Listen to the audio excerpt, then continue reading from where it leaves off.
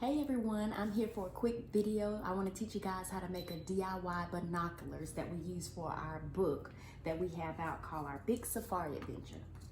All right, you're gonna need 2 toilet paper rolls, and what I've already done, I've just taken the duct tape that we had left over and I cut it in half because it was the bigger size duct tape, but you can use the smaller one and it'll fit perfectly.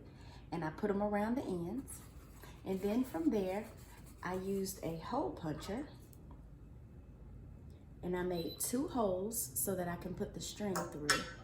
And when you get ready to assemble everything, the holes will go on the outside. So I just wanted to point that out. All right, and then from there, I'm gonna take this piece of duct tape and put it around the middle. There we go. And then lastly, we're going to tie our string. You can use yarn or whatever you have available. Put it through the holes, tie it, and there you have it. DIY binoculars. All right, I hope you enjoyed this video. Bye-bye.